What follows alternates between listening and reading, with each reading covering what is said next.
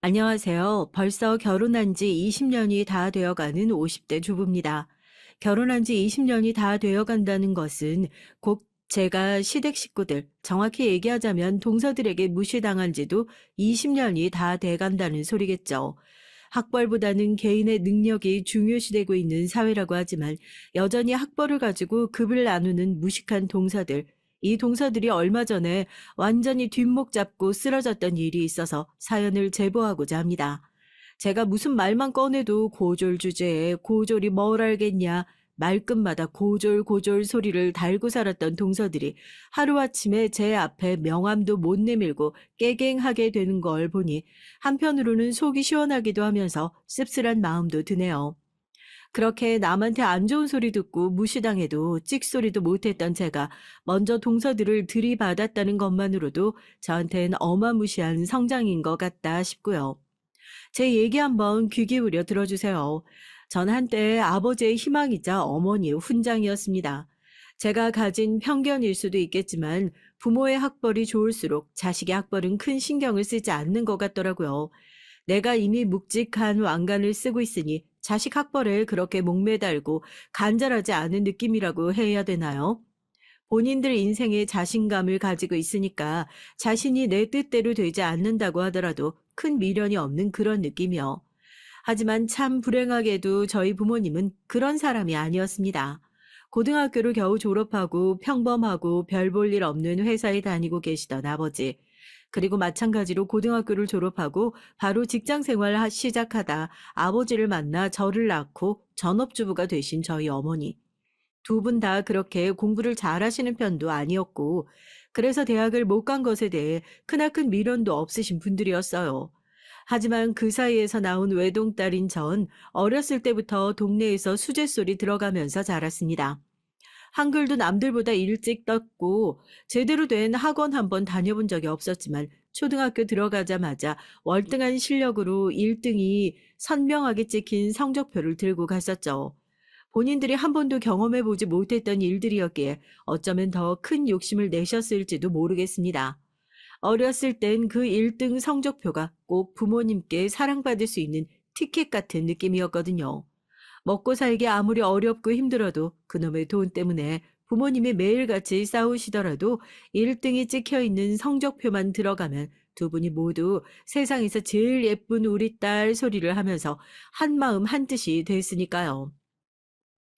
어쩌다가 내가 이런 애를 낳았을까? 얘는 머리도 좋고 공부 잘하는 거 그거 죄다 나 닮아서 그런 거야. 내가 집이 조금만 더 살았어도 벌써 서울대에 들어가고도 남았을 거라고. 승연아, 넌 무슨 일이 있어도 엄마 실망시키면 안 된다. 알겠지? 너 이 정도 성적으로 만족하는 거 아니지? 사람이 항상 높은 곳을 보고 살아야 되는 거야. 겨우 이 정도로 만족했다가 조금만 더 큰 물 올라가면 고꾸라지고 그러는 법이다. 지금보다 훨씬 더 열심히 해야 돼. 알겠지? 만족을 모르시는 어머니. 어렸을 땐 부모님이 예뻐해 주시고 사랑받는 느낌이 좋아 공부에 매달려 있었던 것 같아요. 하지만 부모님께선 어느 순간부터 조금씩 엇나간 사랑을 보여주시기 시작했습니다. 그 하나밖에 없는 희망인 딸이 1등을 놓치기라도 하면 세상에서 제일 예쁜 우리 딸은 온데간데 없이 불같이 화를 내시기 시작했죠. 아직도 기억에 나네요. 중학교에 올라가면서 첫 시험을 본 날이었어요. 그날 아침부터 몸이 너무 안 좋았거든요. 엄마, 나 진짜 배가 너무 아파서 그러는데 오늘 학교 안 가면 안 될까? 어제 밤부터 배가 살살 아팠는데 아침에 일어나니까 쿡쿡 쑤시고 너무 아파요. 응? 얘가 사춘기가 벌써부터 왔나? 너 오늘 시험 날인 거 몰라서 이래? 얘가 진짜 왜 이래? 아파서 병원 가면 시험은 어쩌려고? 첫 시험이야. 얼마나 중요한지 잘 알잖아, 어? 엄마가 시험 전엔 음식 가려가면서 먹으라고 했지? 징징거리지 말고 얼른 가.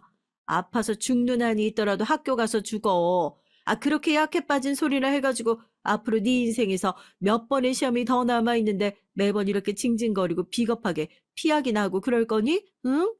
그렇게 무서운 얼굴을 처음 봤었던 것 같아요. 전날 저녁에 정말 어머니 말대로 뭘 잘못 집어 먹었는지 배가 살살 아프기 시작하던 게 아침에 딱 눈을 뜨니까 누가 배를 움켜잡고 걸레로 짜듯이 쥐어짜는 것 마냥 배가 아파오기 시작하더라고요. 이대로는 꼼짝도 못하겠다. 시험이고 뭐고 아파서 죽을 것 같아서 엄마에게 얘기를 꺼내니 차라리 아파서 죽는 게 낫겠다 싶을 정도로 어마어마한 잔소리가 쏟아지더라고요. 결국에 어머니는 아파서 죽겠다는 딸 등을 떠밀었죠. 죽어도 학교에서 죽으라고. 나약한 소리 하지 말라고요. 병원도 못 가고 그렇게 학교에 가서 펜을 잡았습니다. 얼마나 아픈지 눈앞이 어질어질 하더라고요. 어머, 승연아, 너 이마에 땀이, 세상에, 일어날 수 있겠니? 아프면 손을 들고 얘기를 하지. 얼른 선생님 붙잡고, 승연아, 승연아, 정신 좀 차려봐. 선생님이 다급하게 제 이름을 부르는 소리를 마지막으로 전 그대로 정신을 놓고 말았어요. 그리고 다시 눈을 뜬 곳은 병원이었죠. 무거운 눈꺼풀을 들어 올리니까 앞에 어머니의 모습이 보이더라고요. 누군가 심각하게 통화를 하고 있었어요. 어린 나이에 그래도 익숙한 어머니의 뒷모습이 보이니까 이상하게 마음이 안정되는 느낌이라고 해야 되나요? 그래도 엄마잖아요. 나 일어났다고, 나 괜찮다고, 걱정시켜서 미안하다고 그런 얘기를 하려고 했는데요. 아니, 그래서 제 시험이 안 된다는 거예요? 애가 그 지경이 될 때까지 학교에서 뭐 하고 있었는데요? 저 이거 교육부에 정식으로 항의해서 문제 삼을 겁니다. 중학교 들어가서 애 첫 시험이에요. 나중에 과학고니 외고니 이런 데 갈 때 중학교 성적까지 다 보는 거 지금 선생님이 모르시는 거 아니죠? 왜요? 아, 뭐 다른 학부모한테 돈이라도 받아먹은 거예요? 요즘 TV에 종종 나오죠. 진상 학부모요. 저희 어머닌 제가 어렸을 때부터 이미 그런 갑질에 너무나도 익숙해 있는 분이었습니다. 다 떠나서 링거 맞고 있는 얇은 팔뚝으로 그래도 어머니한테 어리광을 부리고 싶어서 팔을 뻗었는데 처음 들리는 소리가 저런 거니까 제 실망감은 이루 말할 수가 없죠. 아, 우리 어머닌 나를 사랑하는 게 아니구나. 내가 성적이 좋으니까 자기 트로피가 될 수 있는 딸을 원하는 거구나. 내가 더 이상 공부를 못하면 난 가족한테 버림받을 수도 있겠구나 하는 극단적인 생각까지 가게 됐어요. 그때부터 전 마음속으로 부모님과 점점 멀어졌던 것 같네요. 차마 어디다 속 시원하게 털어놓을 곳도 없고 티를 낼 수도 없더라고요.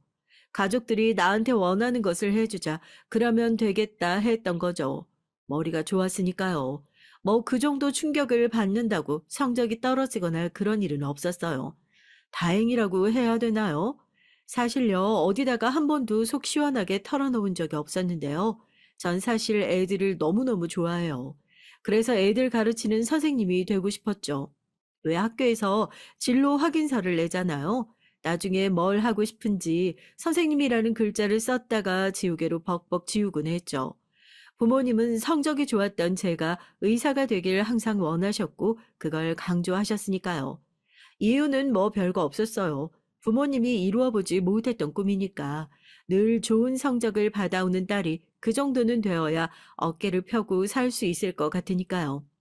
매일 집, 학교, 학원만 쳇바퀴 돌듯이 계속 반복해서 지내고 학원을 마치고 집에 돌아오면 새벽까지 불을 켜놓고 공부를 했습니다. 피곤해서 조금만 일찍 자려고 뒤를 돌아서면 엄한 표정으로 서 있는 어머니와 얼굴을 마주해야 했죠. 어느 순간부터 제 성적은 가족들의 집착 대상이 되어버렸어요. 매일 마음속으론 아슬아슬한 줄타기를 하고 있었던 것 같아요. 승연아, 너 지금 고생하는 거 잠깐이야. 엄마가 너 잘못되라고 이러는 줄 알아? 너 괴롭히고 싶어서 이러는 것 같아? 아니, 다 네 인생 잘 되라고 그러는 거야. 그러면 너도 네 아버지처럼 별 볼 일 없는 사람 만나서 엄마처럼 대강 이 정도면 만족스럽네 하면서 그렇게 살았으면 좋겠어? 난 내 딸은 절대로 그렇게 사는 꼴 못 봐. 망한 인생은 엄마 하나로도 족하단 말이야. 그러니까 절대로 나약한 모습 보이지 말고 항상 똑바로 살아. 응? 네가 의대를 들어가서 의사 가운 딱 입는 순간 아, 엄마가 울었구나. 엄마가 정말 감사한 분이었구나. 너 나한테 절하면서 고마워하는 날 분명히 온다니까. 가슴이 답답하고 다 포기하고 싶은 날에도 어디 하나 속 편하게 터놓을 곳이 없더라고요. 마치 전 그 힘들어하는 것조차 허락되지 않는 사람이구나 느끼는 날이 많았어요.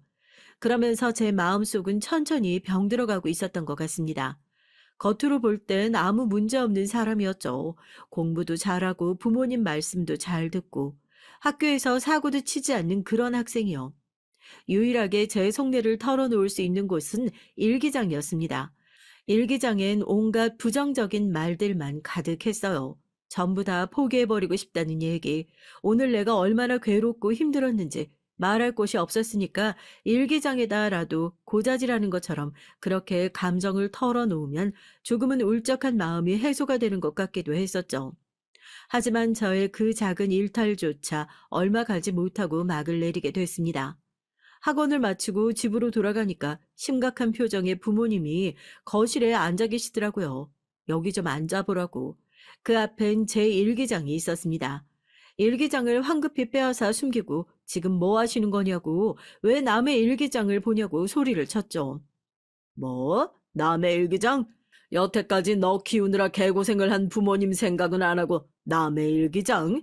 너 아주 거기다가 소설을 써놨더구나. 우리가 너 공부하라고 등 떠밀었어? 부모님이 자식 잘 되길 바라면서 공부 좀 열심히 해라 한마디 한 게 그게 학대가 되니, 응? 벌써부터 그렇게 나약한 정신머리를 가지고 나중에 피 튀기는 병원에서는 어떻게 일을 할 거야? 나 의사 안 될 거예요. 공부 안 하고 싶다고요.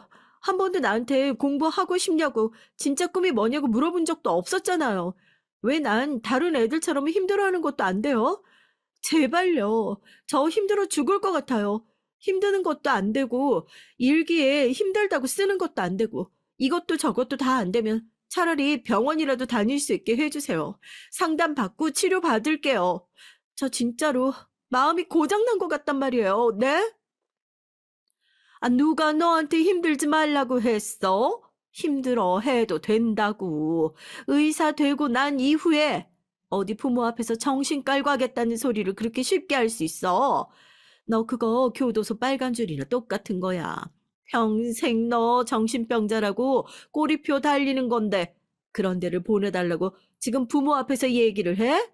야, 우리는 너보다 더 힘들게 자랐어. 너 혼자 그렇게 유난 떨 일이 아니라고. 네가 오히려 너무 편하게 자라서 걱정 없이 커서 지금 배부른 소리 하고 있는 거야. 이거 다 의지의 차이다. 네가 마음을 굳게 못 먹으니까 자꾸 이상한 문제에서 틀리고 그러는 거야. 너 졸업해서 의사 가운 딱 입는 순간 네가 원하는 게 뭐든지 하게 해줄게. 그럼 됐지? 그때까지만 딱 참어. 죽을 각오로 버티란 말이야. 다들 사랑하는 부모님이 있는 집으로 한시라도 빨리 돌아가고 싶다는 생각이 들었다는데 전 집 문을 열면 숨이 턱턱 막히더라고요. 어머닌 정신과에서 치료를 받는 것이 제 인생에 빨간 줄이 그어지는 거나 다름없다고 말씀하셨지만 전 오히려 집보다 더 감옥 같은 곳이 있을까 싶더라고요. 대학만 잘 가면 된다고, 의사만 되고 나면 원하는 건 뭐든지 다 하게 해준다고, 오히려 그 다음부턴 부모님을 기쁘게 해드리기 위해서 공부를 한 게 아니라 어떻게든지 이 지옥에서 하루라도 빨리 탈출하기 위해서 공부를 했던 것 같아요. 차라리 반항하고 집이라도 나오지 그랬냐 싶으시죠? 지금에 와선 그런 생각도 하죠. 내가 그때 차라리 제발 그만 좀 하시라고 다 뿌리치고 박차고 집에서 나오기라도 했으면 어땠을까 하고요. 그런데 그건 지금 와서나 할 수 있는 생각이죠. 부모님의 기대와 사랑을 한 몸에 받고 있었던 고등학교 시절의 전 그냥 그렇게 커온 사람이에요. 잘 프로그래밍된 프로그램이라고 해야 할까요? 아무리 집에서 부당한 일을 당해도 찍소리 한 번을 못하게끔, 그러면서 또 마음속으로 부모님이 정말 날 사랑하셔서 이렇게 신경을 써주시는데 내가 그런 사람들을 실망시키고 있구나 하는 죄책감. 내가 공부를 못하면 세상에서 정말 쓸데없는 사람이 되는 건 아닐까 하는 불안감. 온갖 부정적인 감정이 뒤섞이면서 공부밖에 할 수 없는 사람으로 자라고 있었던 거죠. 뭐 결과적으로 말씀드려서 부모님의 전략은 아주 성공적이었던 것 같아요. 그 딸이 정말로 찍소리 한 번을 못하고 부모님이 원하시는 것처럼 성공적인 길을 걷기 시작했으니까요. 그것도 그냥 성공이 아니었죠. 입학 때부터 예과 2년 내내 수석 자리를 놓치지 않았으니까요. 겉으로 봤을 때 제 인생은 이제 더할 나위 없이 꽃이 피는 것 같았지만 부모님의 기대에서 주변 사람들의 기대까지 한 몸에 받으면서 오히려 중압감은 이루 말할 수가 없을 정도였어요. 그래도 학교에 들어가고 나서 조금 달라진 게 있다면 의지할 곳이 생겼다는 거? 살면서 한 번도 가져본 적이 없었던 저한테도 단짝 친구라는 것이 생겼거든요. 지연이요. 제 이름이 송승연이잖아요. 꼭 자매 같은 이름. 지연이는 우중충하고 늘 어두컴컴했던 저와 달리 성격이 밝고 사람들과 잘 어울려 지내는 친구였습니다. 쟤는 얼마나 행복한 인생을 살고 얼마나 걱정 없는 집안에서 자랐길래 저렇게 사람이 티 하나 없이 맑을 수가 있을까. 예과에서도 성적은 그렇게 좋지 않았지만 항상 주변의 사람들이 끊이지 않는 그런 친구였죠. 친해질 접점도 전혀 없었기에 둘이서 단짝이 됐다는 것이 아직도 믿기지 않지만 말이에요. 너 승현이지? 너 그렇게 공부만 하는 거 지겹지도 않니? 응? 넌 정말 나 만난 걸 행운으로 알아야 돼. 오늘 내가 대학생은 어떻게 노는지 제대로 알려줄 테니까 이 언니만 믿고 따라오라고. 어차피 본과 가면 공부는 질리도록 할 텐데 누가 예과에서 너처럼 죽자사자 공부만 하니? 자길 만난 걸 행운으로 알라는 친구. 그 말은 정말 사실이었습니다. 대학에 와서도 부모님과 떨어져 지내는데도 공부밖에 몰랐던 저였고 매일 잠도 제대로 못 자고 공부를 하다 보니 코안에 모세혈관이 예민해져서 툭하면 코피를 흘렸죠. 그날도 휴지를 대충 뭉쳐 코에 쑤셔 박아 놓고 도서관에서 공부를 하고 있는데 누가 앞에서 저를 툭툭 쳐요. 지연이었죠. 학교에서 오며 가며 얼굴만 알던 사이였는데 매일같이 도서관에 틀어박혀 있는 제가 어지간히 안타까워 보였나 봅니다. 오늘도 자기가 제대로 놀아주겠다고 자기만 믿고 따라오라면서 절 학교 밖으로 끌고 나가서 그날 처음으로 대학생처럼 신나게 놀았어요. 같이 스티커 사진도 찍고 애들 사이에서 유행이라는 식당도 같이 가보고 처음으로 맥주도 마셔보고요. 전 아직도 술을 안 마셔서 그걸 대체 무슨 맛으로 먹는지 모르겠지만요. 그렇게 지연이의 손에 이끌려서 얼떨떨하게 하루를 시원하게 놀고 나니까 거짓말처럼 마음이 편안해지더라고요. 그때부터 지연이는 제 인생의 탈출구 같은 존재가 되었습니다. 아직도 대체 왜 그렇게 수많은 사람 속에 둘러싸여 있던 친구가 절 선택했는지 모르겠지만 제 인생에서 여태 불행해했던 이유가 그 친구를 만나기 위함이었구나 싶을 정도로 말이에요. 난 진짜 너만 보면 참 부럽다? 넌 대체 어떤 인생을 살았길래 그렇게 세상 걱정이라고는 하나 없어 보이는 얼굴을 할 수가 있는 거야? 나도 너처럼 살아봤으면 소원이 없겠어. 다 각각 사는 게 어려움이 있는 거 아니겠냐고. 서로가 되어보지 않으면 그런 거 절대 이해할 수 없는 거라고 씁쓸하게 웃으면서 얘기하던 지연인. 본가에 올라오고 나서 집안 형편이 어려워지자 공부를 계속하는 게 힘들었다는 소문만 남겨둔 채 갑작스럽게 휴학을 하게 됐어요. 전화를 걸어봐도 전화가 정지됐다는 안내 멘트만 나오고 정말 세상에서 갑자기 훌쩍 사라지기라도 한 것처럼 그렇게 뿅 하고 사라져 버렸다니까요. 나중에 애들끼리 하는 얘기를 엿듣고 사정을 전해 듣게 됐습니다. 아버지께서 엄청나게 큰 사기에 휘말리셔서 집이 빚더미에 앉아 대학이고 뭐고 다 때려치워야만 하는 상황이라고요. 한 번도 제 앞에서 힘든 내색을 하지 않았던 애였기에 그 소문은 충격적이기만 했습니다. 그렇게 가장 친했던 친구는 연락은 안 되고 있지만 어디선가 잘 살고 있겠지 추억 속으로 사라지게 됐고요. 전 다시 재미없고 답답한 일상으로 돌아오게 됐어요. 집, 학교, 도서관을 반복하며 돌아가는 쳇바퀴 같은 인생. 2주에 한 번씩 시험을 치고 의학과 4학년 2학기경에 국가고시 실기시험 합격. 그 다음해 1월에 국가고시 필기를 보고 합격. 부모님이 그렇게 기다리셨던 의사 면허를 손에 얻고 졸업을 하게 됐습니다. 지연이라는 이름도 그때쯤엔 기억 속에 가물가물하게 사라지게 됐죠. 의사 시험만 합격하면 모든 게 내 뜻대로 될 줄 알았는데 여전히 힘들고 나아진 건 없었어요. 바로 서울대병원에 들어가 1년간 인턴 생활을 하고 저는 과 중에서도 제일 기피과였던 흉부외과의 레지던트가 되어 수련을 시작하게 됐습니다. 그때 전 의사로서 자격이 전혀 없었던 거나 마찬가지였죠. 눈앞에 누워있는 환자를 어떻게든지 살려내야 한다는 의지나 사명감 같은 건 전혀 갖고 있지 않은 채로 그저 내가 잘하는 것이 이것밖에 없으니까 여태까지 의사가 되려고 길러지고 살아왔으니까 하는 마음으로 기계적으로 환자를 돌보는 것밖에 할 줄 모르는 기계 같은 의사였으니까요. 하지만 그렇다고 해서 별다른 선택지가 있는 것도 아니었으니 그냥 할 뿐이었죠. 전공의 2년 차에 그 사건이 있기 전까지 말입니다. 지금 응급 환자 하나 들어오고 있거든? CT만 찍고 온다고 하니까 수술실이랑 빨리 준비해. 교통사고 환자고 외상은 거의 없는데 장기 손상이 의심된다고 하거든. 매일같이 제일 아픈 사람이 왔다 갔다 하는 길목에 있었던 전 긴급한 환자가 들어왔다는 그 소식에도 그다지 놀라지 않았어요. 여기 뭐 긴급하지 않은 환자가 어디 있나 싶고요. 하지만 환자 정보를 확인하는 순간 전 그대로 다리에 힘이 풀려 주저앉을 뻔했습니다. 익숙한 그 이름과 나이를 보고 설마 했었어요. 세상에 이름 같은 사람이 얼마나 많은데 나와 동갑인 사람 중에 지연이라는 이름을 가진 사람이 한둘이 아닐 텐데 하고요. 제발 아니어라 하는 그 간절한 기도는 침상에 실려온 친구의 얼굴을 보자마자 그대로 무너지고 말았습니다. 넋이 나가버린 채로 대학 시절 동기였다 얘기를 하니 수술실에서조차 들어오지 못하게 하더라고요. 대체 그동안 무슨 일이 있었는지 모르겠지만 왜 저렇게 엉망진창이 된 모습으로 병원에 찾아온 건지.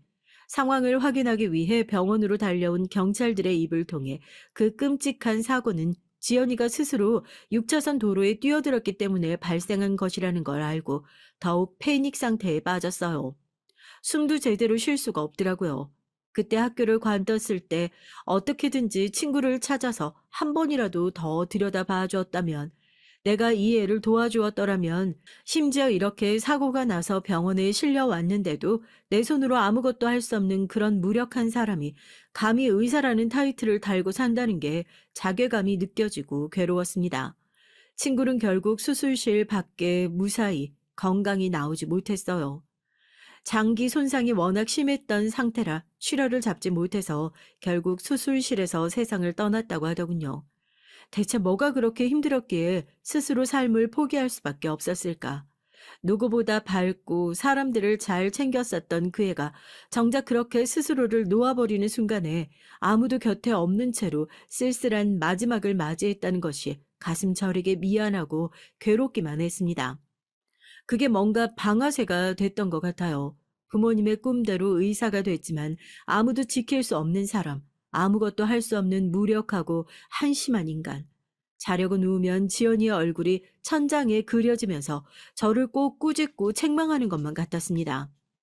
네가 도와주기만 했어도, 네가 그때 나 어떻게 사는지 봐주기만 했었어도 나는 살 수 있었는데. 그 뒤로 지독한 우울증을 앓게 됐죠. 병원 입구에 딱 들어서면 아픈 사람들의 얼굴이 모조리 제 친구의 얼굴로 보일 정도로 괴롭고 힘든 시간이었습니다. 병원이란 곳은 결코 작은 실수도 용납할 수 없는 공간이었죠. 이대로 가다가 다른 사람들까지 위험에 빠뜨리게 될까봐 전 결국 스스로 가운을 벗을 수밖에 없었어요. 병원에 관뒀다는 일방적인 제 통보에 어머닌 제 뺨을 올려붙이고 멱살을 붙잡고 울부짖으면서 네가 제정신이냐 소리를 지르셨죠. 반항조차 하지 않았어요. 제가 그 병원에 있으면 나만 죽는 게 아니라 내가 보는 환자들 다 어떻게 할까봐 그래서 그랬어요. 나 정말, 나, 나 너무 살고 싶지가 않아. 이렇게 사는 게 대체 죽는 거랑 뭐가 다를 바 있나 싶고 너무 우울해서 이대로 그냥 사라져 버렸으면 좋겠고. 그래도 자식은 자식이었나 봅니다. 텅 비어버린 눈으로 눈물 한 방울도 흘리지 않고 대체 이렇게 사는 게 무슨 의미가 있는지 모르겠다. 다 그만하고 싶다 얘기를 하니 그제서야 저희 부모님도 덜컥 겁을 먹으셨던 것 같아요. 여태까지 제가 하는 소리는 그냥 배부른 자식의 투정 정도로만 들으셨는데 아, 뭔가 다르구나. 얘가 진짜 잘못될 수도 있겠구나 하는 걸 직감적으로 눈치채신 거죠. 두 분이서 새벽까지 내내 울고불고 싸우고 하다가 결국 어머닌 저에게 교도소 빨간 줄이나 다름없다던 정신과 진료를 시작하게 됐습니다. 그래도 하나밖에 없는 자식을 살리고 싶으셨을 테니까요. 약을 먹고 대부분의 시간은 우울한 생각을 피하기 위해 잠들어 있으면서 지냈어요. 그렇게 잃어버린 시간들이 무려 2년이에요. 그렇게 모든 것을 포기했던 제가 다시 일어날 수 있었던 이유 역시 세상을 떠난 제 친구였습니다.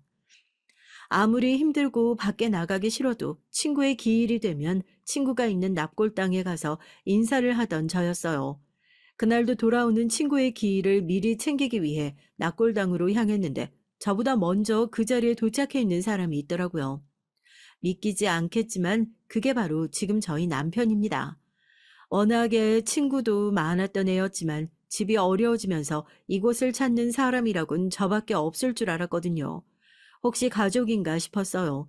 남편도 제가 마찬가지로 보였던 것 같더라고요. 남편과 지연인 초등학교, 중학교를 한 동네에서 보는 친한 친구라고 하더군요. 남편이 다른 지역으로 일을 하러 가면서 연락이 끊겼다가 소식 듣고 미안한 마음에 찾아오게 됐다고. 저한테 지연이랑 어떻게 아는 사이냐 물어보는데 대학 친구라고 그 얘기를 하기 너무 싫은 거예요. 부끄러운 마음도 있었고요. 제가 한때나마 의사 가운을 입었던 사람이라는 걸 그 아무에게도 알리고 싶지가 않았습니다. 그냥 오며 가며 알게 된 사이라고 대충 얼버무렸었죠. 워낙 활발했던 친구라서 남편도 교회에서 만난 사이인가 하고 대수롭지 않게 생각했고요. 서로 같은 추억을 공유하고 있는 사이라 그런지 납골당에서 연락처를 교환하고 난 이후로 친구의 얘기를 한다는 핑계로 남편과 엄청나게 가까워졌어요. 저도 남편 덕분에 집 밖으로 조금씩 나오기 시작했고 부모님도 그런 제 변화를 굉장히 긍정적으로 보셨던 것 같습니다. 어느덧 연인이 된 저에게 차라리 이렇게 된 거 그 사람한테 시집가라고 등을 떠미셨죠. 너 우울증으로 병원 다녔던 거 얘기한 거 아니지? 무슨 일이 있어도 평생 그런 건 비밀로 해야 한다고. 괜히 책 잡히기만 하고. 아휴, 난 네가 그러고 있어서 결혼도 못할 줄 알았는데 이게 얼마나 다행인지 모르겠다. 응? 서울대 의대를 졸업했다는 것, 의사를 하다가 관뒀다는 것, 결혼을 앞둔 남편에게 얘기하지 말자는 의견은 다행히 엄마와 저 모두 동의하는 바였죠. 물론 이유는 달랐지만 말이에요. 엄만 서울대 의대까지 나오고 전공의 준비를 하고 있던 딸이 우울증으로 그걸 제 발로 박차고 나왔다는 것이 부끄럽고 창피해서였고, 전 그런 얘기를 꺼내서 또다시 누군가의 기대를 받게 된다는 것이 무서워서였지만요. 다행히 남편은 큰 편견 없는 사람이었고 고등학교를 졸업하고 일을 하다가 집에서 쉬고 있었다는 저의 어설픈 거짓말에도 대학이 뭐 그렇게 중요하냐 얘기를 하면서 더 이상 얘기를 꺼내주지 않는 고마운 사람이었습니다. 시부모님께서도 내 아들이 좋다는 사람이면 학벌이든 집안이든 뭐가 중요하겠냐고 별다른 반대 없이 허락을 해 주셨고요. 정말 감사하죠. 그런데 모든 시댁 식구들이 남편과 시부모님 같았던 건 아니었습니다. 결혼을 하고 나서 저는 다시 견디기 힘들고 답답했던 그 굴레 안에 제 발로 걸어 들어온 것 같은 느낌을 받았어요. 바로 동서들 때문이었죠. 상견례 자리 못 가서 얼굴은 처음 보는 거죠? 어머, 근데 예상했던 거랑 조금 다른 느낌이긴 하다. 난 고졸이라 그래서 얼굴이 엄청 예쁜가 했었거든. 왜 요즘 취집하는 스타일 그런 사람들인 줄 알았는데 생각보다 그런 스타일이 아닌가 봐. 살림을 되게 잘하나? 어머, 형님도 참. 취집할 스타일은 누가 봐도 아닌 것 같은데요? 처음에 시댁에 인사하러 갔을 때도 시부모님이 계시는 자리라 그런지 동서들이 별 얘기 없이 조용히 넘어갔었고, 상견례 때도 각자 부모님만 모시고 서로 인사를 했으니까 동서들의 인성이 계차반인지 어떤지 알 턱이 없었죠. 동서들이 본격적으로 자신의 인성을 드러내고 손톱을 드러내기 시작한 것은 제가 시집 오고 난 이후였습니다. 둘째 며느리거든요. 윗동서 아랫동서 사이에 꼭 껴서 그야말로 전 샌드위치 같은 시집살이를 했다. 이렇게 얘기할 수 있을 것 같아요. 사람이 사람 미워하고 싫어하는데 이유 있겠냐만 저희 동서들의 이유는 확실했습니다. 제 학벌 때문에요. 어떻게 이런 기가 막힌 인연이 다 있나 싶은데 저희 동서들 모두 서울대학교 출신이랍니다. 시집 오고 나서 둘이 그 사실을 알고 시댁에서 동문 만났다면서 아주 끈끈한 사이가 됐나 보더라고요. 둘이서 기대에 가득 찬 눈으로 그래서 동선 어느 대학 나왔냐 물어보는데 거기다 대고 차마 서울대 의대 나왔다 이 얘기를 못 하겠는 거예요. 한때 의대까지 나오고 의사까지 하고 있으면 뭐예요? 지금은 우울증으로 일까지 관두고 아무것도 못하고 있는 신세인데 오히려 그게 더 조롱거리가 될까 봐서 사람들 앞에서 학벌을 자꾸 숨기게 되더라고요. 그거 가지고 그렇게 자랑하고 싶은 마음도 없었고요. 또 자존심 강한 저희 어머니께서 처음에 상견례 할 때부터 제가 고등학교까지만 졸업하고 외국으로 대학을 가려다 하고 싶은 공부가 따로 생겨서 대학을 안 가게 됐네 어쩌네 하도 얘기를 잘 해놓으신 통해요. 시댁 식구들은 그냥 절 고졸이라고 알고 있는 거예요. 병원 다니는 기간 동안 공백이 있으니까 괜히 그런 얘기 말고 그냥 어디 외국 나가서 여행도 다니고 공부도 하고 그랬다고 하라고. 부모님까지 그러시는데 제가 무슨 수가 있겠어요. 저도 그냥 어찌어찌 그 거짓말에 동참해 버리게 된 거죠. 남편이랑 시부모님께선 이해심이 많으셔. 사람이 뭐 대학 나와야 잘 사는 것도 아니고 그동안 식견 넓히고 했으면 된 거다. 이렇게 말씀해 주시는데 저희 동서들은 그걸 또 가만 넘어가질 않더라고요. 동서들과 처음 인사하는 자리 며느리들끼리 시간을 보내자면서 살갑게 제 팔짱을 끼고 밖에 카페나 갔다 오자고 그러더니 자리에 앉자마자 하는 소리가 그거예요. 막내 동서가요. 형님, 형님 그러면서 진짜 고졸인 거예요 하더라고요. 순간 벙쪄서 아무 말도 못하고 있으니까 자기들끼리 하하호호 웃으면서 아무리 봐도 취집할 스타일은 아닌데 어쩌다가 이런 사람한테 꽂혀가지고 결혼을 했을까 하면서 정말 아무렇지도 않게 저를 앞에 두고 자기들끼리 낄낄거리는 거 아니겠어요? 살면서 친구들이랑 어울려 다닌 적도 없었고 그래서 불필요하게 괴롭힘 당하거나 할 일도 없었던 것 같은데 살면서 이런 조롱을 눈앞에서 대놓고 받아본 게 그때가 처음이었었다니까요. 와, 이게 집단 괴롭힘이구나. 너무 당황스럽고 어이가 없어서 말도 안 나오더라고요. 동서들은 벙쪄 있는 제 표정을 보더니 아유 그냥 한 소리라고 장난이라고 정말 대수롭지 않게 넘어가서 더욱 어이가 없었고요. 동서, 설마 우리를 진짜 그런 사람으로 보는 거 아니지? 요즘에 학벌 가지고 사람 무시하는 사람이 어디 있다고. 배운 사람일수록 더 너그러운 마음으로 베풀어야 하는 법 아니겠어? 하여튼 너무 자격지심 갖지 말고 당당하게 살아. 그래도 나중에 아이 생각이랑 하면 늦었지만 뭐 평생교육원이나 사이버 대학이나 이런 데라도 나와야 하는 거 아니야? 설마 평생 집에서 살림이나 하고 살 거 아니지? 그거 남편한테도 진짜 못할 짓이야, 자기. 그건 저희 부부 사이에서 알아서 할 문제인 것 같아요, 형님. 제가 마음 여유 되고 시간 되고 하면 그런 건 알아서 찾아볼게요. 걱정해 주신 건 감사해요. 조금 더 말하면 우울겠다고 자기는 진짜 무시한 거 아니니까 나중에 시댁 가서 얘기 이상하게 전하지 말라던 형님. 그때부터 지독한 왕따의 시작이었습니다. 두 동서들은 시댁에 모일 때마다 무슨 동문회 모임이라도 갖는 것처럼 얼마나 친하고 살갑게 구는지 제가 그 두 사람 사이좋게 지내는 걸 질투하는 것도 아닌데 사람을 어찌나 쏙 빼놓고 따돌리고 하는지 생전 그런 마음 가져본 적도 없는 저도 울컥할 정도였다니까요. 핑계도 좋아요. 전 자기들이 하는 것을 별로 좋아하지 않을 거다. 시댁 식구들이 둘째 내도 잘 챙겨라. 둘째 아간 같이 안 가냐 이런 얘기를 하실 때마다 또 자기들이 나쁜 사람 되기 싫으니까 아유 동생 이런 거 별로 안 좋아해요. 동서는 이런 거 잘 모르지 하면서 은근히 사람을 무시하고 깎아내리는 거 있죠. 둘이 무슨 즐거운 얘기를 하다가도 제가 대화에 끼기라도 하려면 조용해지질 않나. 문을 쓱 닫고 들어가질 않나. 초반에 동서들이 그 짓거리 하는 걸 저희 남편이 알게 돼서 집에서 한번 크게 난리를 피웠던 적도 있어요. 자기 마누라 무시하는 건 곧 자기 무시하는 거나 마찬가지라고요.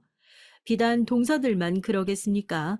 아주버님이나 시동생도 은근히 자기 마누라 말만 듣고 절 무시하는 게 있으니 덩달아 저희 남편까지 무시하려 들더라고요. 그래도 그렇게 난리를 피워놓고 나니까 적어도 남편이 있는 데서만큼은 조심하는 척을 하는 거고요. 그래봤자 척이에요. 사람들이 꼭 없을 때 지능적으로 사람을 괴롭히니까 어느 순간부터는 동서들이랑 같은 공간에 있는 것도 싫더라고요. 나 이번 명절부턴 그냥 미리 가서 인사드리고 안 봤으면 좋겠어. 동서들이 아직까지도 나 무시하고 어쩌고 그러는데 내가 그냥 그 자리에 있는 게 불편하고 싫어. 매번 당신이 옆에서 신경 써주는 것도 싫고 나 그냥 안 가고 싶어. 그래, 당신이 그게 편하면 당신 편한 대로 해야지. 원래 시댁 식구들이랑 멀리 지내야 좋은 법이라고 하잖아. 당신 형수랑 재수 씨 때문에 스트레스 받는 거 나도 알고 있어. 사람이 원래 그렇게 생겼잖아. 이기적이고 잘난 맛에 사는 사람들. 나도 처음에 우리 식구로 받아들일 때 그렇게 꼴 보기가 싫었는데 당신은 어땠겠어? 그래, 우리 속 편하게 얼굴 보고 살지 말자. 남편한테 기어이 얘기를 했죠. 난 동서들이랑 진짜 엮이기가 싫다. 할 수만 있다면 평생 얼굴 안 보고 살고 싶다는 생각도 한다. 워낙 결혼 초반에 스트레스 받은 것도 잘 알고 있고 하니까 남편도 제가 싫다면 본인도 싫다면서 정말 중요한 집안 행사가 아니면 안 간다 얘기를 했죠. 한 1, 2년 동안은 동서들이 자기들 더러운 감정 쏟아낼 사람이 없어져서 그러는 건지 아니면 3분의 1씩 나눠서 했던 일들을 혹시라도 더 하게 될까봐 그러는 건지 며느리가 됐으면 명절에 꼬박꼬박 와야지 무슨 잔꾀를 부리는 거냐고 한 소리 하더라고요. 참 다행히도 그때 저한테 딸이 생겨가지고요. 임신까지 해서 안정을 좀 찾아야 한다 핑계 삼아 안 갈 수 있었다니까요. 20년의 결혼 생활 동안 두 동서들을 피해 다니는 방법은 딱 하나.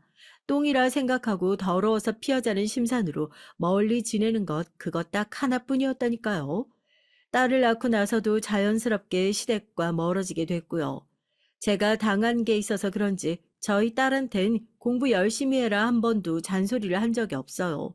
워낙 본인이 알아서 잘 하기도 했고요. 큰 동서, 작은 동서의 애들 다 통틀어도 너무 고슴도치 엄마 같지만 저희 딸이 제일 좋은 대학 붙었거든요. 그걸로도 시샘이 아주 엄청났을 거고요. 동서, 이번에 예은이도 그렇고 우리 주원이도 대학 들어가잖아. 이제 애들도 다 키워놨으니까 서로 얼굴 보고 살아야지 않겠어? 예은이 좋은 대학 들어갔다며? 식구들끼리 그렇게 좋은 일 있으면 불러서 대접도 하고 축하도 받고 그래야 되는 거야. 그래서 말인데 이번 주말에 자기네 집에서 예은이 대학 합격 축하 파티 겸 다 같이 밥이나 먹자고. 응? 아, 그런 걸로 알고 있을게. 전화를 끊자마자 한숨이 푹 나오더라고요. 또 저렇게 막무가내로 밀어붙이시는 걸 보니까 와서 기어이 한 소리 해야 속이 시원해져서 그런가 보다 하고요.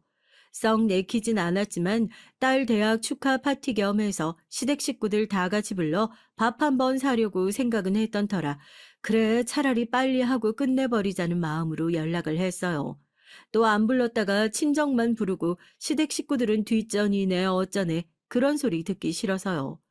그렇게 주말 저녁 정말 오랜만에 두 동서들을 포함한 시댁 식구들이 모두 한자리에 모이게 됐습니다. 뭐 좋은 의도로 모이자고 한 게 아닐 거라는 거 정도는 예상하고 있었지만 식사가 끝나갈 무렵 큰형님이 저희 애한테 다정하게 말을 붙이시더라고요. 언제부터 저렇게 살갑게 대하셨다고 했는지 제 딸한테도 대뜸 그래요. 그래도 예은이는 엄마 많이 안 닮았나 보다. 그치? 엄만 고등학교 졸업까지밖에 못했는데 넌 확실히 이 집 식구들 머리가 있어가지고 얼마나 다행이야. 큰엄마, 지금 저희 엄마 무시하는 거예요? 저 엄마 닮아서 머리 좋은 거 맞고 아무리 큰엄마라고 하셔도 저희 엄마한테 그렇게 함부로 말씀 안 하셨으면 좋겠어요. 똑 부러진 저의 딸이 왜 절 무시하냐면서 큰형님에게 따지고 들었고 그 얘기를 들은 시댁 식구들도 큰형님에게 다들 한마디씩 하더라고요. 애들 앞에서 못하는 소리가 없다고요.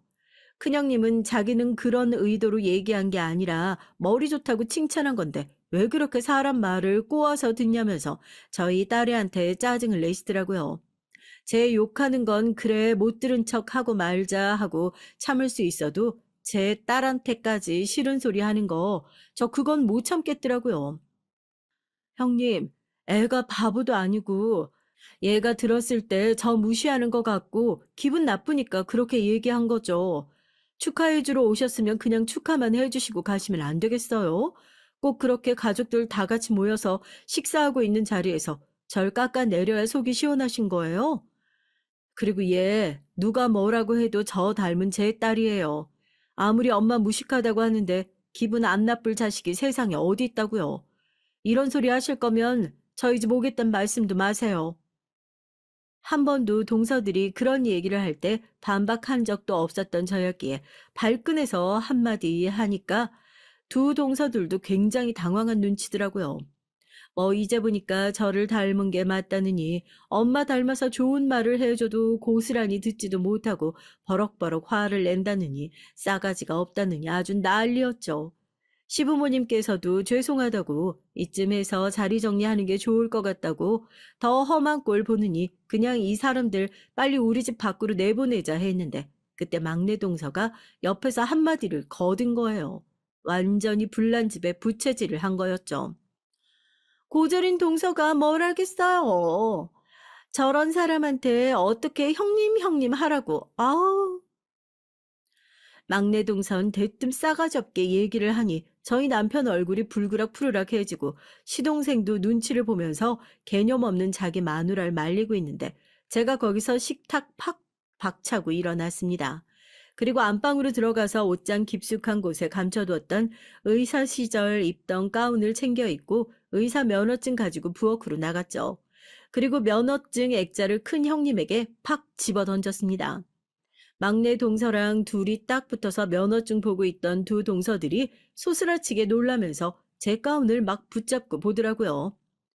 뭐? 서울대학교 병원 동서가 의사였었다고? 아니 무슨 이런 말도 안 되는 어떡해? 아 다른 병원도 아니고 서울대학교 병원 의사라니. 아 이게 말도 안 되는 소리지. 두 분 서울대학교 동문이라고 그렇게 자랑하시더니 전 서울대학교 의대 출신이에요. 학벌 가지고 사람 무시하는 거 저도 이제 지긋지긋해서 더는 숨길 이유도 없겠어요. 왜요? 그렇게 고졸이라고 무시했던 제가 서울대학교 의대 졸업해서 서울대 병원에서 일했다 하니까 안 믿겨지세요? 큰형님이 그러셨죠? 대한민국은 원래 학벌 가지고 줄 세우는 사회라고. 학벌이 뒤떨어지면 서열도 낮아지는 거라고요. 그러면 이 중에서 학교는 제가 제일 나은 것 같은데 그러면 형님이랑 동서 나보다 아래에 있다고 생각해도 되는 거 맞죠? 제가 당당히 따져 물으니까 두 사람이 뭐 할 말이 있겠어요. 창피함에 얼굴이 새빨갛게 달아올라가지고 동서가 여기 나왔을 줄 몰랐다느니 왜 진작에 말을 안 했냐느니 하다가 이제 나중엔 죽어도 제가 자기들보다 학벌이 좋다는 걸 인정하기 싫은지 의사 면허증이며 졸업장이며 이거 다 가짜로 만들어낸 거 아니냐고 의심까지 하더라고요. 사람이 얼마나 밑바닥까지 보여주는지 기가 막혀서 제가 형님한테 동문회 전화번호 찍어주면서 그랬어요. 전화해 보시라고요. 대신 동문회에 전화해서 제가 졸업생인 거 확인되면 그땐 제대로 인정하시고 이제 형님이 저한테 형님 소리 하시는 거예요. 아시겠어요? 왜요? 그건 또 자존심 상해서 못 하시겠어요? 형님 좋아하는 학벌로 저도 줄 세우게 한 건데 뭐가 그렇게 억울하세요? 형님, 저 정도 당당한 거면 저거 진짜 졸업장인 거 아니에요? 형님이 분명 저한테 둘째 형님 고등학교만 겨우 졸업했다고 그렇게 얘기하셨잖아요. 이게 얘들 앞에서 무슨 망신이야 대체? 응? 형님이 다 책임지세요. 전 모르겠으니까요. 야, 이제 와서 무슨 나만 잘못한 것처럼 또 발을 쏙 빼고 있어. 고졸밖에 안 됐다고 먼저 수준 안 맞는다고 따시키자고 했던 건 너잖아. 하여튼 서울대 나온 것들 중에 사회성 떨어지는 것들이 많다고 하더니 동서도 가만보면 딱 그런 케이스인 것 같더라. 뭐요? 사회성이 떨어져요? 그건 형님 얘기 아니고요. 진짜 기가 막혀서. 생전 저한테 형님 소리 한 번도 안 했던 막내 동선 이제 와서 제 학벌 알고 나니 자기가 원래 목표가 애들 서울대 의대 보내는 거였다면서 저한테 시간 날 때 자기가 밥도 사고 뭐도 사고 할 테니까 애들 교육 어떻게 시키는지 좀 알려주시면 안 되겠냐 그러더라고요. 참 벨도 없는 사람들이다 싶었죠. 애들 사교육에 돈을 어마어마하게 쏟아붓고 있는데 도무지 결과가 나오지 않는 막내 동선, 제가 무슨 구세주처럼 보였는지 그동안 무시했었던 건 마치 큰형님 혼자 했다는 것처럼 안면 몰수하고 또 저한테 친한 척을 하는 게 아니겠어요? 그 모습 보고 시댁 식구들 다들 기가 차고 어이가 없는지 지금 뭐 하는 거냐고 그러고 있었고요. 두 분 다 멀뚱멀뚱 그러고 서 있으세요? 아, 여기 애들도 다 있는데 애들 보기 창피하지도 않으세요? 어떻게 자식 키우는 엄마들이 애들이 뭘 보고 배우라고 가족 중에 고졸이 있다고 고졸은 무시해도 된다.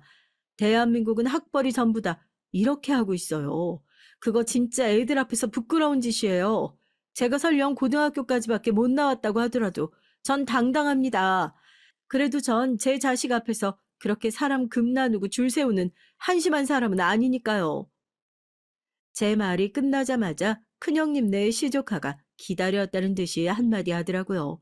엄마 그렇게 안 봤는데 너무 무식한 사람인 것 같다고. 제가 100마디 말하는 것보다 자식이 한마디 하는 게 더 타격감이 크지 않겠어요?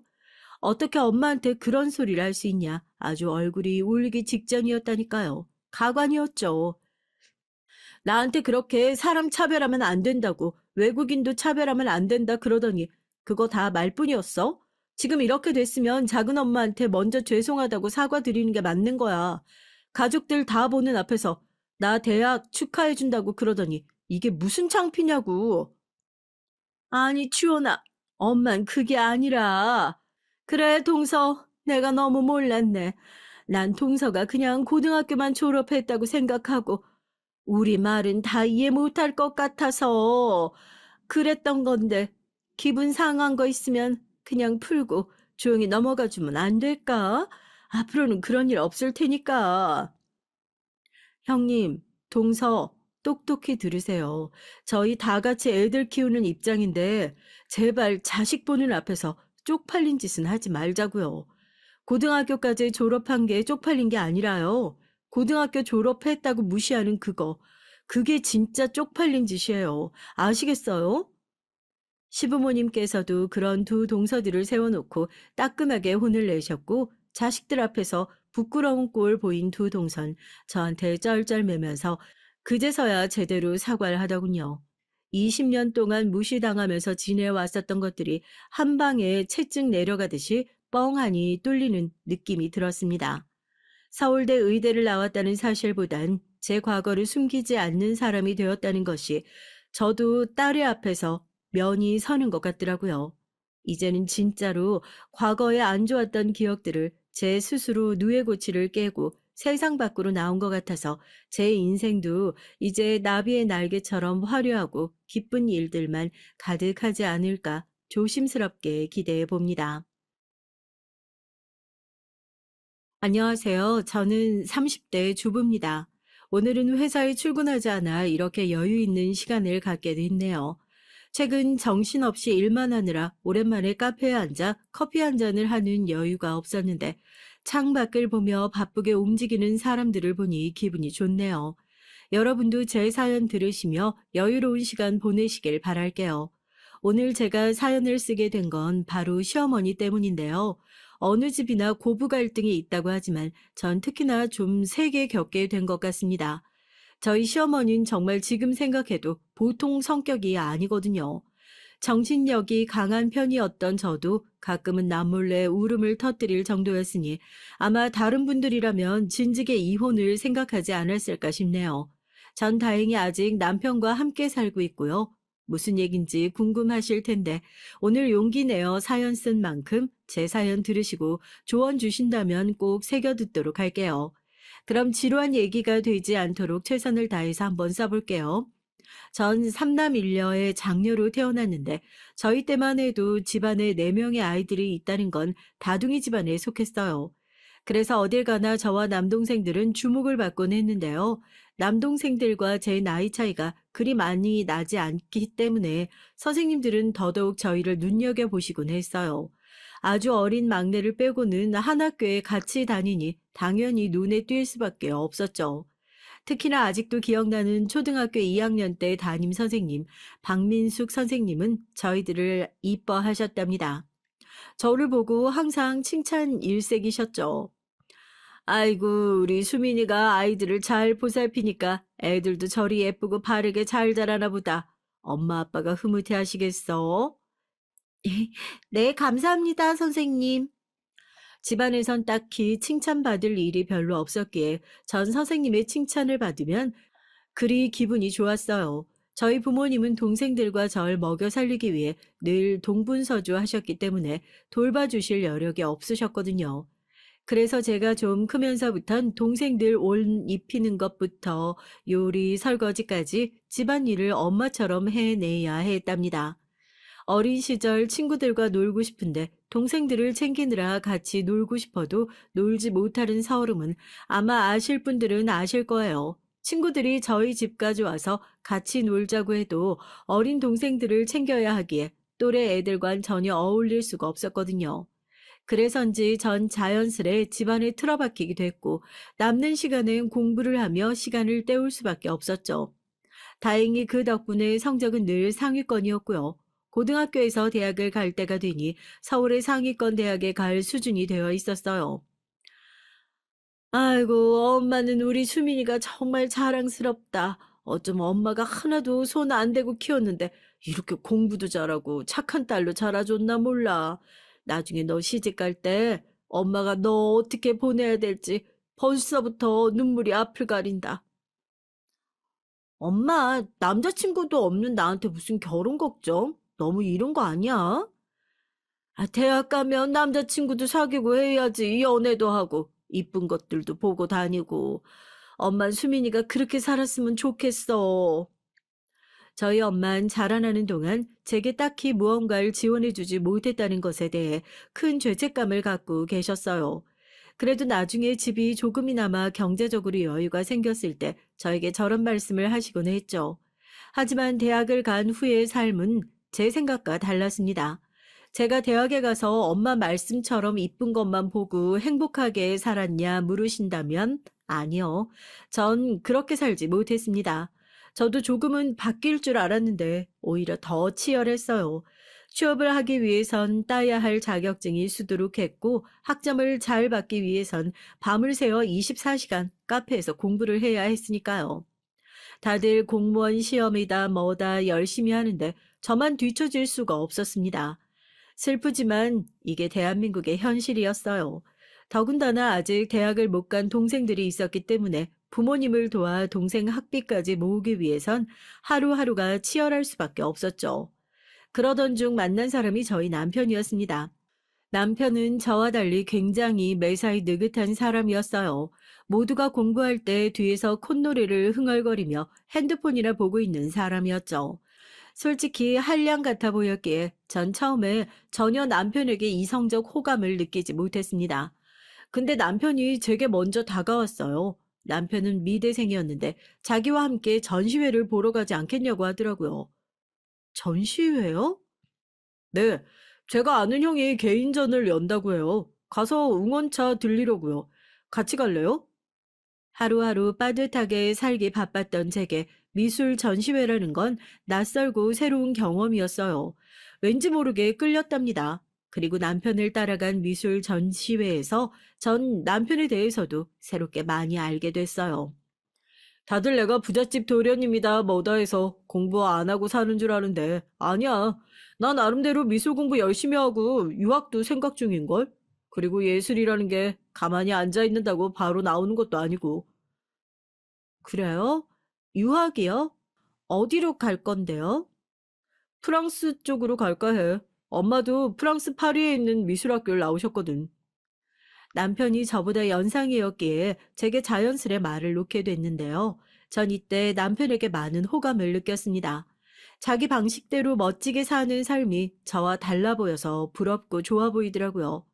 남들이 가지 않는 길을 가는 것에 대해서도 뚝심 있게 느껴지고요. 전 그 뒤 남편과 연애를 이어갔고 남편이 유학을 포기하면서까지 저와 결혼을 하고 싶어 했기에 저희는 결혼을 서두르게 됐습니다. 남편은 저와 함께하는 결혼 생활이 더 기대된다며 유학은 다음으로 미루겠다고 하더라고요. 그런데 여기서 시어머니께서 반대를 하고 나오셨습니다. 시어머니는 절 먼저 보자고 하셨어요. 이때만 해도 전 시어머니에게 호감을 갖고 있는 상태였는데요. 만나자마자 절 향해 쏟아붓는 말들을 들으니 그 호감이 곧바로 반감이 되더라고요. 시어머니는 단단히 오해를 하고 계셨습니다. 예, 네가 내 아들 유아기를 막아섰다며? 너 한국에서 미술 작가로 살아가기가 얼마나 치열한지 알아? 근데 감히 결혼이다 어쩐다 해서 애 발목을 잡아? 어머니 오해가 있으신 것 같아요. 전 유학을 가지 말라 말한 적 없어요.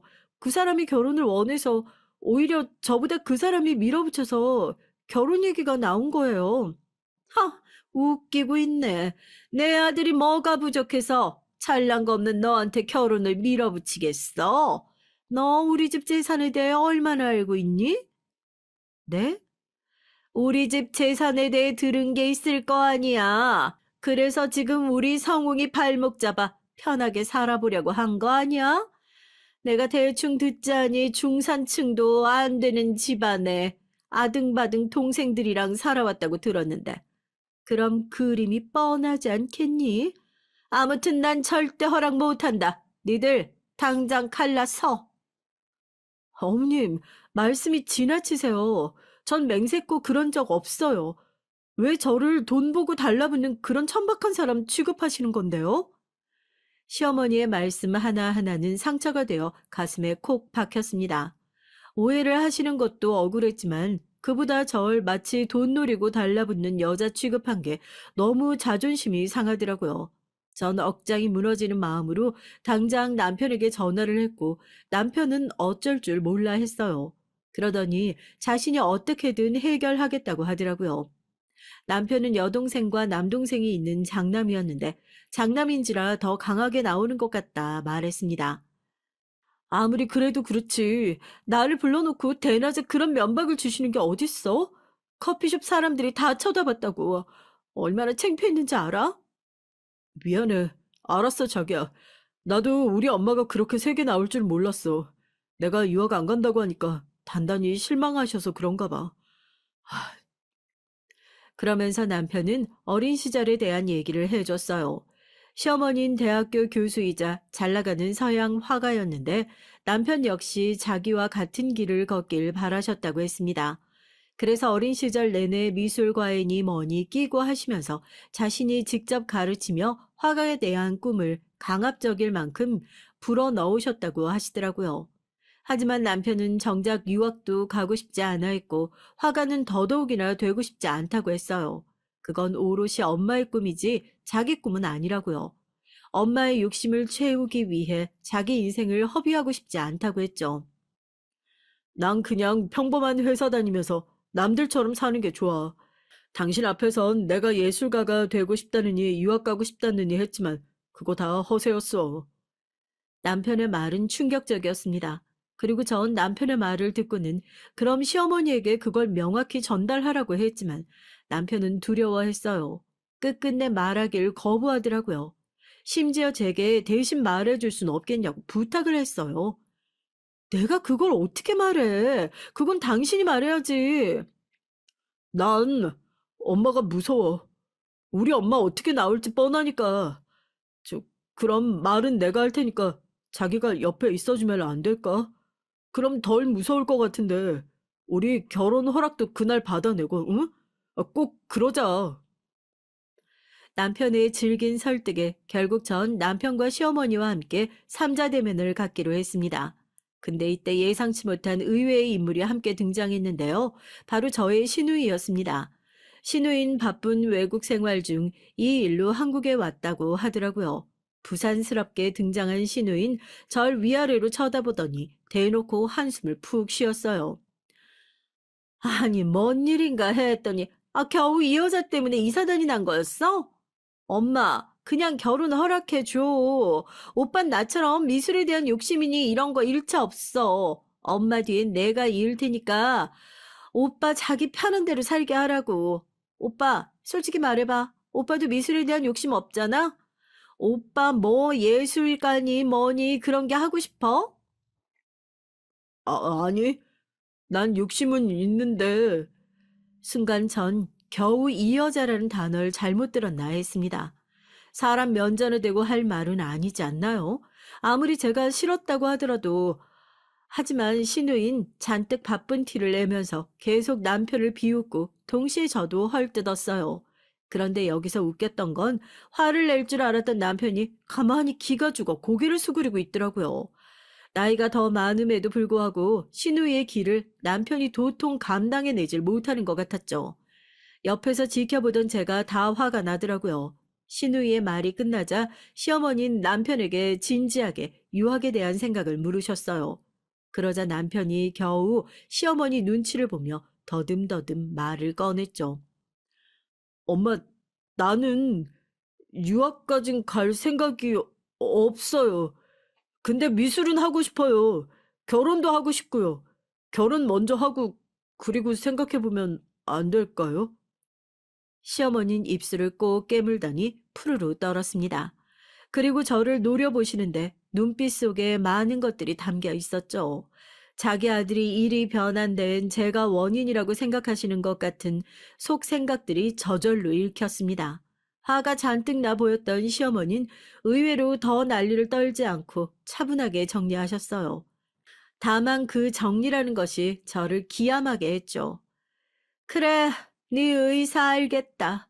나도 너한테 화가 되라고 강요할 생각은 없어. 그래도 우리 집 수준이 있으니 쟤는 안 되겠다. 엄마가 참한 여자 선자리 놓을 테니까 몇 번 만나보고 그리고 결정해. 알았니? 여기서 또 기가 찼네요. 제가 왜 난생 처음 보는 시누이와 시어머니란 사람들에게 이런 대접을 받아야 하는 것일까요? 도대체 제가 전생에 무슨 죄를 지었길래요? 아, 순간 속이 메스꺼워지면서 토라도 하고 싶은 심정이 되더라고요. 전 악을 쓰고 싶은 걸 참았고 겨우 진정시키며 입을 떼려고 했어요. 그런데 여기서 남편이 먼저 선을 그으며 단호한 태도로 나오더군요. 저도 남편이 이렇게까지 저와의 결혼에 절박했는지 처음 알게 됐어요. 엄마, 안 돼요. 난 수민이 아니면 결혼 안 해요. 내 생각은 확고해요. 엄마 생각이 확고한 것처럼 나도 그렇다고요. 그러니까 우리 둘 중 누군간 포기해야 할 텐데 난 그게 내가 될 생각이 1도 없어요. 난 수민이 때문에 처음으로 살고 싶다 생각했고 행복했어요. 집안에선 한 번도 행복해 본 적이 없던 내가 말이에요. 그러니까 허락해 주세요. 허락 안 해주면 전 인연 끊고 집 밖에 나가 살 거예요. 뭐, 뭐? 너 그거 지금 진심으로 하는 말이야? 정말 우리랑 뭘 끊겠다고? 적잖이 당황하신 시어머니는 말을 더 못 이었습니다. 남편의 극단적인 조치 덕분에 시어머니는 한참을 혼자 부르르 떠셨고 시누이도 이날 자기 오빠의 이런 모습은 처음 보는지 멍하게 쳐다만 보고 있더라고요. 네, 엄마 연 끊을 거라고요. 그러니까 막지 마세요. 저희 둘 결혼. 남편은 그러고서 제 손을 잡고 일어섰습니다. 마치 영화 같은 엔딩이었죠. 이게 정말 엔딩이었다면 얼마나 좋았을까요? 하지만 그러지 않았습니다. 이건 엔딩이 아닌 또 다른 시작이었거든요. 나중에 남편에게 왜 그렇게까지 극단적인 말을 했냐 물으니 남편은 지금껏 어린 시절 동안 엄마와 동생 기에 눌려 사느라 자기 할 말은 하지 못하고 살았다고 해요. 밖에서 보이는 여유로운 모습과 달리 집안에선 늘 위축되고 초라한 모습이었던 거죠. 그래서 한 번이라도, 단 한 번이라도 자기가 원하는 걸 하고 싶었다고 합니다. 그게 저와의 결혼이었고요. 어찌됐든 남편의 극단적 언행으로 결혼은 성사됐지만 시어머니는 결혼 후 절 잡아먹지 못해 안달이었습니다. 그날의 상황을 다 지켜봤던 시누이 또한 마찬가지였고요. 마치 둘 다 제가 남편을 조종해 그런 일을 시킨 것 마냥 절 보고 있더라고요. 시누인 틈만 나면 저를 꼬리 벨게 달린 불엿이라고 뒷담화를 했고 시어머니는 어떻게든 저를 쫓아낼 궁리를 하셨고요. 하지만 전 이 또한 지나갈 거라 믿었습니다. 제가 아이를 낳고 남편과 행복하게 사는 모습을 보여준다면요. 남편도 저도 아이를 빨리 가지고 낳길 바랬는데 워낙에 둘 다 아기를 좋아하는지라 기대가 컸어요. 근데 기대가 크면 실망도 크잖아요. 꾸준히 노력을 하는데도 임신이 잘 안 되더라고요. 나중엔 난임병원까지 찾아갔는데 병원에서 저와 남편 둘 다 건강에 이상이 없으니 일단 지켜보자는 말을 하시더라고요. 초조했지만 어떻게든 초조함을 들키지 않기 위해 노력하는 기분으로 전 매일 일상을 살았습니다. 남편 역시 마찬가지였고요. 기다린 만큼 예쁜 아기가 생길 거라며 밤마다 지친 저를 위로해 줬어요. 그런데 여기에 불을 지핀 사람이 있었으니 바로 시어머니였습니다. 시어머니는 아까 말씀드린 것처럼 유학파의 미대 교수까지 하고 계시는 분이었잖아요. 게다가 시아버지가 일찍 돌아가셨지만 부유한 친정 덕에 한 번도 궁핍하게 살아보신 적이 없는 분이었어요. 늘 집안의 가정부가 상주에 계셨고 손에 물 한 방울 안 묻히고 살아오신 분이었죠. 교양이니 뭐니 이런 걸 가장 중요하게 생각했고요. 그런데 제가 아이를 못 낳고 있자 이런 말씀을 하시더라고요. 갑자기 어느 날 절 시댁으로 부르셨어요. 거기엔 얄미운 시누이도 함께 있었죠. 두 사람은 제가 들어오자마자 차갑게 표정을 굳히더니 의미심장한 눈짓을 주고받았어요. 너 요즘에 애 안 생긴다며? 우리 아들한테 들었다. 내가 이럴 줄 알았어. 그래서 애초부터 널 들이지 말아야 한다고 생각한 건데 말이야. 곰곰이 생각해봤는데 너 애고 뭐고 그 전에 나한테 교양 수업이나 받아라. 어차피 안 생길래 욕심 부리지 말고 그 시간에 책을 읽든지 뭐든 하란 말이야. 교양 수업이요? 어머님한테요?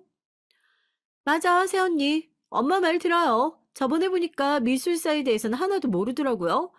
언니, 우리 집안은 다른 집안과 격이 달라요. 언니가 드라마에서 보는 그런 유치한 재벌집이 아니고요. 우리 아빠도 돌아가시기 전까지 학자셨고, 엄마도 나도 유학파라고요. 이 집에선 큰오빠 빼고 다 유학 갔다 온 사람들인데, 언니도 뭐라도 해야 되지 않겠어요? 격이 다른 사람을 맞아줬으면 언니도 수준을 맞추려고 노력은 하셔야죠. 그래야 엄마나 나나 덜 쪽팔리죠? 시어머니는 웃기게도 저한테 교양 수업을 받으라고 하시더군요. 시누인 격하게 동조했고요. 둘이서 작당 모의한 것이 바로 그것이었습니다. 그러면서 어머님은 자기가 책 목록을 몇 개 썼으니 그걸 다 읽고 느낀 점을 써오라고 하더라고요. 이건 거의 초등학생 숙제나 다름없었습니다. 거기다 책 목록을 보니 영어 원서들이더라고요. 기분이 나빴고 무엇보다 바쁘게 회사 일을 하고 있었던지라 사실 시간이 없었지만 괜히 목록을 보니 오기가 생겼어요. 다들 제가 영어를 못할 거라 생각해서 비웃으려고 내놓은 숙제였지만 전 잘할 자신이 있었거든요. 당시 제가 부모님이 일구고 계시는 회사에서 맡은 업무도 해외 영어 파트였고요. 그래서 전 당당하게 읽어오겠다 하고는 시댁을 나왔습니다. 그리고 그 다음 주 약속된 시간보다 하루 빨리 가서 아예 영어로 말을 하고 나왔죠. 책에 대해 조목조목 짚어가며 말하는 모습에 시어머니도 시누이도 모두 놀라더라고요. 둘 다 당황함을 숨기지 못하는 얼굴에 무척이나 통쾌했습니다. 업무가 바빠서 어쩔 수 없이 지하철에서 시간을 쪼개 읽어야 하는 책이긴 했지만 그럼에도 그 피로가 싹 풀리는 기분이었달까요? 근데 시누이는 갑자기 발작하듯 외치더라고요. 새언니, 어디서 인터넷에서 긁어온 거 말하시는 거예요? 영어도 못하는 주제에 어떻게 그걸 다 외워왔대요? 노력 많이 하셨겠어요. 노력은 제가 칭찬해 드릴게요. 근데 발음도 후지고 외워온 거 다 티나거든요. 그러게나 말이다. 내가 숙제를 내줬으면 똑바로 할 생각을 해야지. 어디 잔머리를 굴리고 앉았어? 전 더 이상 이 유치한 장난질에 놀아나고 싶지 않았습니다. 그래서 말씀드렸죠. 제가 직접 읽고 요약한 것이고 알아보기 쉽게 책에 직접 형광펜을 그었으니 그은 부분을 보시면 알 거라고요. 남편에게 책을 달라고 하니 남편이 엉겁결에 책을 한 장씩 펼쳐 보여주었어요. 시어머니와 시누인 가만히 보더니 아무 말 하지 못했고요. 이로써 제 승리였죠. 자기들처럼 유학파가 아니란 이유로 사람을 교양 없다고 무시하고 비하하는 시댁 식구들에게 한 방 먹인 셈이었으니 기분이 정말 좋았습니다. 하지만 시어머니는 이것이 더 괘씸했나 봅니다. 그 다음은 저의 임신을 공격하더군요. 여기에 전 큰 상처를 입게 됐고요. 시어머니는 자기 아들 시면 임신이 안 될 리가 없는데 너 때문에 임신이 안 되는 게 아니냐면서 불을 붙였어요. 임신 안 되는 며느리 필요 없어. 내가 누차 말했지만 난 우리 장남 씨가 꼭 필요하다고. 우리 아들 닮은 애로 대를 이어야 하는데 이게 대체 뭔 사달이니? 엄마, 난임 병원에서 문제 없다고 했어요. 오히려 스트레스 받으면 이 사람이 더 힘들어질 거라고요. 그만하세요. 넌 요즘 왜 이렇게 나한테 대들고 있어? 며느리 감싸주겠다고 널 키워준 이 엄마한테 따박따박 대들고 있는 거야? 예, 너 입이 있으면 말을 해봐라. 아, 네가 말을 해야지. 왜 자꾸 우리 아들한테 돌려? 남편은 그런 게 아니라며 말리려 했지만 전 이미 마음이 무척 상한 뒤였어요. 아무래도 요즘 친정 엄마께서 임신 잘 되는 보약까지 챙겨주실 정도로 걱정을 하고 계셨고 저 역시 신경이 날카롭게 곤두서 있었거든요. 최대한 담담히 대답하고 나오긴 했지만 집으로 돌아오는 길 너무 눈물이 나더라고요. 비죽비죽 흐르는데 눈물을 닦아낼 새도 없이 집으로 돌아오고 말았죠.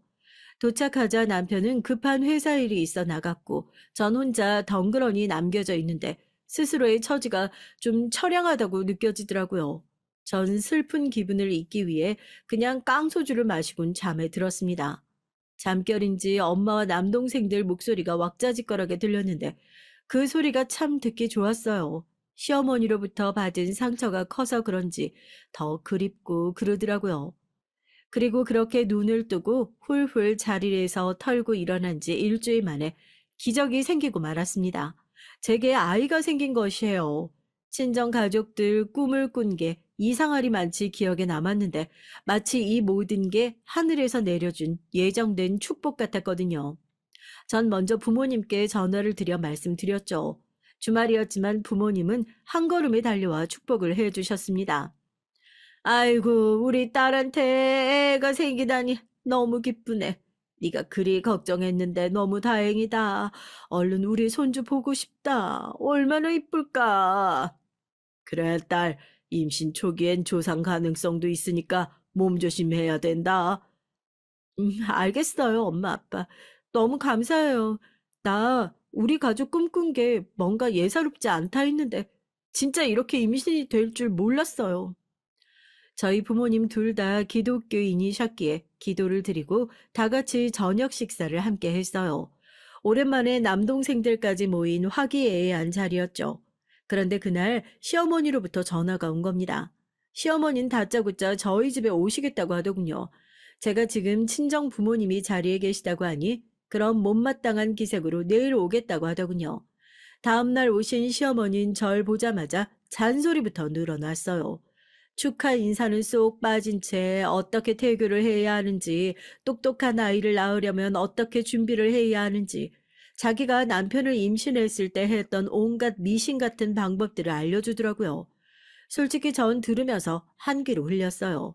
물론 태교는 저도 힘쓸 거지만 시어머니가 알려주신 방법은 거의 미신에 가까웠거든요. 네가 그리 똑똑치 못한 애니까 애만큼은 잘 키워야 되지 않겠니? 내가 일단 알려주는 방법대로 다 해보고 이 부적도 붙이고 자라. 용한 무당한테 가서 아주 큰 돈 주고 받아온 거니까 꼭 팬티 안에 넣고 자야 된다. 알았냐? 미대 교수식이나 되시는 분이 왜 이렇게 무당과 무속에 집착하시는지 모를 일이었습니다. 본인만 믿으면 될 것을 저에게까지 강요하시며 언제는 저에게 제 팬티 안을 확인해야겠다고 하더라고요. 어머님, 당황스러워요. 그게 도대체 무슨 말씀이세요? 네가 내 말을 제대로 따르고 있는지 아닌지 봐야 알지. 난 우리 손주도 예술 시켜서 아주 고고한 사람 되게 만들 거야. 네 남편이 아쉽게 이 길을 포기하긴 했지만 그 미련한 놈은 어쩔 수 없다 치고 손주라도 잘 만들어 봐야지. 어머님, 또 그 얘기예요? 남편이 회사 다닌다고 해서 미련한 사람이 되는 건 아니잖아요. 저희 둘 다 잘 살고 있는데 왜 그런 말씀을 하세요? 심지어 시어머니는 남편까지 못 믿어했습니다. 자기 아들마저도요. 저 때문에 이 모든 게 어그러졌다고 생각하시는 건 덤이었고요. 최선을 다해 키운 아들이 자기처럼 대학 교수가 되지 못하고 유학도 가지 않았으니 실망하실 수 있는 건 이해했다지만 그렇다고 멀쩡히 괜찮은 회사 다니는 남편이나 절 폄하하는 건 도무지 이해가 안 됐어요. 그러면서 제 팬티 검사를 하겠다고 하루에 10번은 전화를 해댔습니다. 나중엔 진절머리가 나서 시어머니 전화를 부재중으로 돌려놨더니 난리가 났더군요. 시누이가 대신 전화해서 언니 우리 엄마 전화 쌩 까는 거 아니죠? 얼른 받아요 라며 재촉하고 시어머니는 위협성 문자를 보냈습니다. 내 아들과 이혼하고 싶지 않으면 곱게 전화 받는 게 좋을 거다 라는 요지가 담긴 문자였죠. 기가 차더군요. 어떻게 모녀가 이렇게 쌍으로 미칠 수 있는 걸까요? 요즘 시대에 이런 시누이와 시어머니가 있다는 게 믿겨지지도 않았네요. 제가 친구들에게 말하면 친구들은 기겁을 했고요. 제 또래 친구들은 고부 갈등을 겪지도 않았고 명절이나 생신 정도만 챙기면 된다고 생각을 하고 있었거든요. 저처럼 이렇게 지나치게 간섭받고 명령받고 막말 듣는 사람 없었습니다. 그러던 어느 날 또 청천벽력 같은 일이 터졌어요. 출산을 하고 얼마 지나지 않아 남편의 남동생인 도련님이 귀국을 하시는 날이라며 귀국 파티 준비를 해야 한다고 하시더라고요. 전 당시 친정엄마가 와서 도와주고 계시긴 했지만 아직 어린 아기를 데리고 가는 건 조금 무리일 것 같았습니다. 거기다 제가 당시 몸도 안 좋았거든요. 그런데 시어머니는 일을 두고 역성을 내더군요. 당장 오지 않으면 저희 집에 쫓아올 기세로 말씀하시는데 스트레스가 확 몰려왔습니다. 옆에 있던 친정엄마가 괜찮냐며 걱정을 하시는데 엄마에게 솔직하게 말씀드리기가 어려웠어요. 괜히 엄마까지 신경 쓰실까 봐요. 그래서 어쩔 수 없이 아픈 몸을 하고 귀국 파티에 참석을 했습니다.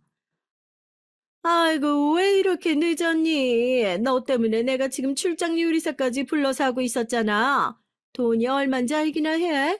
네가 들어오면 집안일은 한결 편해질 줄 알았더니만 며느리라는 게 매일같이 애 돌본다고 집에 처박혀 있으니 너 내가 아들 낳아서 봐준 줄이나 알아라. 알겠니? 예전 같으면 이미 이혼시키고도 남았어. 시어머니는 오자마자 잔소리를 퍼부었고 저는 못 들은 척 쓱 지나다가 부엌으로 향했어요. 부엌 개수대엔 설거지 더미가 쌓여 있더라고요. 시누이도 그 누구도 손을 대지 않은 게 분명했죠. 다들 절 기다리고 있었던 겁니다. 이때 남편이 눈치껏 와서 설거지를 도와주더라고요. 남편은 내내 미안해했어요. 성질머리 들어온 자기 엄마 때문에 이런 일까지 제가 하고 있다면서요. 전 남편의 말에 대답할 정신도 없었습니다. 그냥 얼른 끝내고 집에 가서 쉴 생각으로 일을 하고 있었거든요. 근데 이날 또 한 번의 사단이 터진 겁니다. 시어머니께서 주신 부적 기억하시나요?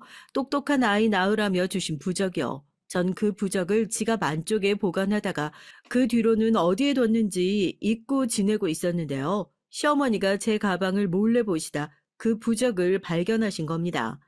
근데 부적의 형태가 조금 찢겨져 있었나 봐요. 이게 뭐야? 아니, 내가 준 부적이 이거 왜 이러냐?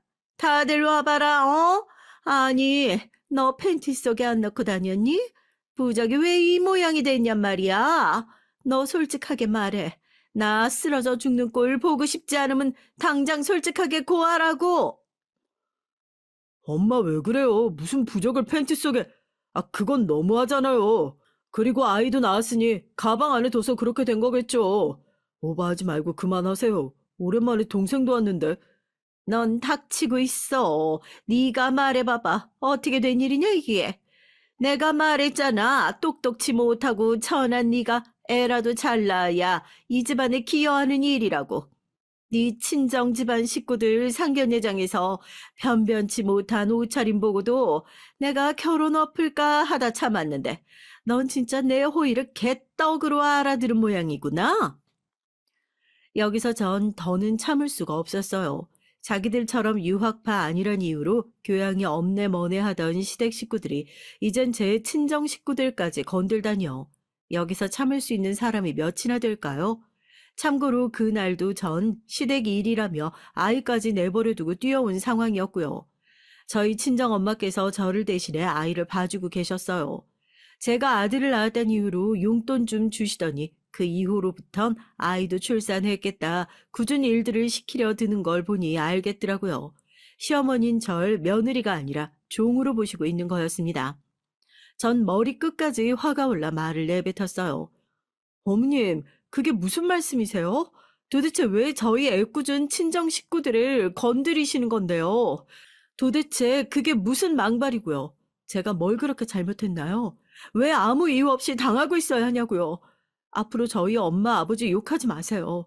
어머님보다 더 성실히 살고 계시는 분들이니까요. 웃기고 있네. 말은 아주 뻔지르르하게 하네. 니네 엄마 아빠 어디 청소부라도 하고 있는 거 아니었니? 애만 줄줄이 나와서 힘겹게 살아온 거 내가 다 아는데 무슨 성실이니 뭐니 하는 소리를 늘어놓고 자빠져 있어. 시어머니와 시누인 일제히 비웃었고 시누이 또한 대놓고 맞장구를 치며 까르르 웃어대더군요. 마치 인간이 아닌 족속들처럼 느껴졌습니다. 저는 한 번만 더 저희 친정 식구들 욕하면 가만히 있지 않겠다고 으름장을 놓고선 시댁을 뛰쳐나왔어요. 제 머릿속엔 오로지 이혼 생각뿐이었습니다. 갓 출산한 제가 이혼 생각을 했으니 제정신이 아니었지만 이미 마음은 그쪽으로 향하고 있었어요. 이혼하고 싶다, 끝내고 싶다, 시댁 식구들을 더 보고 싶지 않다, 이 생각뿐이었습니다. 그런데 제가 정신없이 가느라 누가 오는 줄도 몰랐나 봐요. 갑자기 누군가 제 어깨를 덥석 붙잡더라고요. 놀라서 쳐다봤는데 도련님이었습니다. 도련님은 아까 전까지 사태를 가만히 지켜보고 있었던 사람이었어요. 그러다 제가 뛰어나오자 같이 따라 나온 모양이었습니다. 남편도 아닌 도련님이란 사실에 조금 놀랐는데 도련님은 혹시 카페 같은 곳에라도 가서 얘기 좀 나눌 수 있겠냐 하더군요. 거절하기가 어려워 일단은 알겠다고 하고 들어갔죠. 도련님은 그날 카페에서 내내 미안하다고 말했어요. 무겁게 한숨을 쉬더니 저보고 면목이 없다면서 시어머니가 해야 할 말을 대신 하더라고요. 남편에게 들어 도련님의 심성이 착하고 바른 사람이라는 건 알고 있었습니다. 어렸을 때도 시어머니 등살에 남편이 아무 말 못하고 있으면 동생이 나서 대신 대들어주기도 하고 학교에서 왕따를 당하고 있을 때도 동생이 교실로 찾아와 줬다고 했죠. 그렇게 남편도 도련님을 많이 신뢰하고 있었고 또 의지하고 있다고 했어요. 저희 결혼식 날도 어렵게 참석했던 도련님은 저보고 형을 데려가 주셔서 감사하다며 시댁 식구들 중 유일하게 환하게 웃어주신 분이었습니다. 저에게 가장 잘 대해준 사람이었죠. 아니에요. 도련님 잘못도 아니고 오히려 이리 말해주셔서 감사해요. 마음이 조금 풀리네요. 제가 다 죄송합니다. 되돌릴 수 있는 방법이 있다면 어떻게든 하겠는데 제가 그래도 앞으로 어떻게든 어머니 잘 단속해 보도록 할게요. 아까 상처 많이 받으셨을 텐데 마음 풀어주셨으면 좋겠어요. 도련님의 따뜻한 말에 이날은 정말 조금 마음이 풀렸어요. 도련님은 내내 저를 붙들어 놓고 이런저런 말을 해주며 기분 좋게 만들어주려고 했었죠. 사실 시어머니 때문에 이미 많이 마음이 상한 뒤이긴 했지만 그래도 내 편이 생겼구나라는 생각이 들어 마음이 든든하긴 했습니다. 그 후 저와 도련님 사이는 전보다 조금 더 돈독해진 것 같아요. 도련님도 힘든 유학 생활을 끝내고 나서 마땅히 한국에 발 붙일 곳이 없어 방황하던 중이었는데 제가 가끔 남편과 함께 술 친구가 되어주기도 했고 도련님도 저희 아들을 워낙에 예뻐해서 선물도 자주 사들고 찾아왔고요. 남편이 시댁의 방패막이가 되어주지 못하는 것에 도련님은 따끔하게 야단을 치기도 해줬습니다. 마치 시아버지 같았달까요? 형, 원래 중재는 형이 해야 하는 거야. 우리 어머니 성질이 보통 까탈스럽고 예민해. 형이 중간에서 잘 막아줘야 형수님이 편하신 거라고. 형 너무 물러 터졌어. 내가 보니까 그래. 알겠다. 나도 노력해 볼게. 그래, 형이 잘 해줘야 형수님이 편하시지. 이런 도련님의 기가 막힌 대처에 남편도 또 한 번 마음을 굳게 먹은 것 같았어요. 그 뒤로는 명절이나 생신이 아니면 일절 시댁에 발을 끊자고 먼저 말해줬고 시어머니 생신도 제가 영 내키지 않으면 가지 않아도 된다고 하더라고요. 그 마음이 참으로 고마웠습니다. 전 그 용기에 힘입어 시댁에 단호하게 선언했죠. 요즘 시대에 시어머니가 이렇게 달달 며느리 볶는 건 말도 안 되는 것 같고요. 전 천하다는 말 들으면서 계속 시댁살이 할 생각 없네요. 앞으로 어머님께서 절 이런 식으로 대하시면 남편도 저도 시댁에 갈 생각 없습니다. 남편도 동의했고요. 뭐, 뭐라고? 얘 성웅아, 얘가 한 말 진짜니? 얘가 뭐 잘못 먹은 거지? 엄마, 이 사람 말 한치의 거짓 없이 다 진실이에요. 엄마가 이 사람 가정부 종로로 취급하시는데 저라고 기분 좋겠어요. 어렸을 때야 엄마에게 지고 살았지만 이 사람 덕분에 깨달았네요. 제가 그러고 살 필요 없다는 걸요. 아무튼 엄마도 이 사람에게 사과해 주시고 안 하실 거면 저 안 올게요. 제가 세게 나가자 시어머니는 분하다는 듯 고래고래 소리를 질렀고 저와 남편은 받아들이지 않겠다는 뜻으로 알아듣곤 시댁을 나왔습니다. 연락도 받지 않았어요.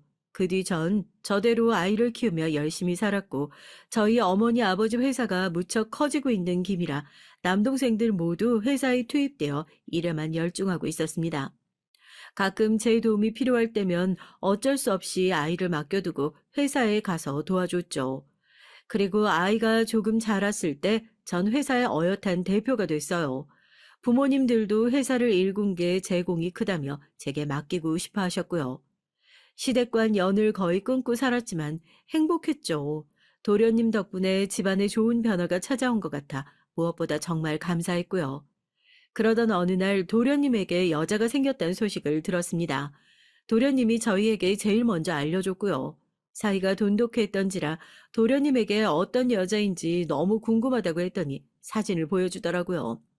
사진으로만 봐도 예쁘고 참해 보였어요. 내과 의사라고 했는데 도련님이 정기검진 받고 간단한 이상 징후가 발견되어 치료를 받다가 눈이 맞았다고 하더라고요. 사진으로만 봐도 차분하고 똑부러진 도련님과 너무 잘 어울렸죠. 그런데 어딘지 낯이 익었어요. 어디서 봤는지 모르겠지만 기시감이 들어 혼자 골똘하게 생각하게 되더라고요. 어디서 봤는지 모르겠지만 익숙한데? 내 직장에서 일하시는 분은 아니고 누구지? 분명 본 것 같은데. 남편은 길 가다 마주친 사람이겠거니 하고 넘어갔지만 전 느낌이 이상했습니다. 그리고 그걸 확인할 길이 오고야 말았죠. 어느 날 의사 동서가 시댁에 첫인사를 온다고 시모가 절 소환하더라고요. 역시나 이런 날이 올 줄 알았는데 막상 온다고 하니 기분이 묘했습니다. 물론 시어머니와 시누이를 보는 건 싫었지만 동서를 처음 만나는 거니 최대한 반가운 마음으로 가려고 했어요. 시댁은 제가 오기 전부터 이미 잔치집 분위기였습니다. 시어머니는 제게 의사 동서 소고기를 구워줘야 한다면서 소고기를 사오라고 하더군요. 꼭 빼먹지 말고 사와라. 무조건 최고급으로. 알겠어? 아휴, 의사 동서 오니까 옷 최대한 고풍스럽게 입고 오고 또 전처럼 시장 옷 입고 오면 집안 수치다. 내쫓을 줄 알아. 와서 쓸데없는 말 하지 말고 가만히 쥐 죽은 듯 앉아있고 널 장롱 안에 안 집어넣는 게 다행인 줄 알아. 그 말을 듣는데 문득 시어머니를 처음 본 날이 떠올랐습니다. 시어머니는 제게 소고기를 구워주기는커녕 자기 아들 유학길 막았다며 화를 펄펄 내시곤 했죠. 참 씁쓸해지는 순간이었어요. 사람이 아무리 직업 앞에 돈 앞에 작아진다고 하지만 시어머니는 제가 아들을 낳고 며느리가 된 이후에도 단 한 번도 친절하거나 다정하신 적이 없었죠. 그렇게 전 이런저런 생각을 하다 시댁에 도착했습니다. 근데 막상 도착하고 나서 제 손에 아무것도 들려있지 않다는 걸 깨달았어요. 현관문을 열고 들어서는 순간 시어머니는 제 손에 들린 비닐봉지가 아무것도 없다는 걸 깨닫곤 길길이 날뛰기 시작했습니다. 아이고, 지금 판 준비하고 마늘이랑 다 준비해놨는데 소고기를 안 사오면 어쩌자는 거야? 너 지금 제정신이냐? 아, 잠깐 딴 생각하다 깜빡했어요. 제가 지금 나가서 사올게요. 어디 후미진 동네 정육점에서 사오려고? 우리 집 수준이 뭐가 되겠어? 어이구, 이 멍청한 년 같으니라고 이거 하나 제대로 못해? 도대체 넌 잘하는 게 뭐냐? 하여튼 엄마, 그러길래 내가 인터넷에서 주문한다고 했잖아. 왜 멍청한 새언니를 시켜? 엄마, 제가 사올게요. 사오면 되죠. 왜 그러세요? 너도 조용히 못해? 뒤이어 들어온 남편이 상황을 알고는 자신이 사오겠다고 말했습니다. 서방님 역시 말리려 들었고요. 근데 그 순간 시어머니는 자기 분에 못 이겼는지 손을 들어 올려 제 뺨을 치고 말았습니다. 불이 붙은 듯 뺨이 뜨거워지고 그 다음엔 얼얼해지는데 이게 도통 무슨 상황인지 판단이 힘들었어요. 순식간에 분위기가 차가워졌습니다. 무슨 짓이냐는 남편의 고함 소리가 들렸고 서방님 역시 시어머니에게 무어라 말하고 있었죠. 뺨을 맞은 충격 때문에 전 이 모든 것들이 멀리서 들려오는 것처럼 느꼈어요. 하지만 곧이어 열려진 현관문으로 누가 조심스레 문을 열고 들어오더군요. 누구인지 바로 알아볼 수 있었습니다. 사진으로 봤던 동서였어요. 어머, 대표님! 제가 뺨을 부여잡고 있는 사이 동서가 제 직함을 부르더군요. 그제야 전 동서를 어디서 봤는지 알 수 있었습니다. 저희 회사가 의료기기를 파는 회사인데 동선의 병원에 한번 들른 적이 있었더라고요.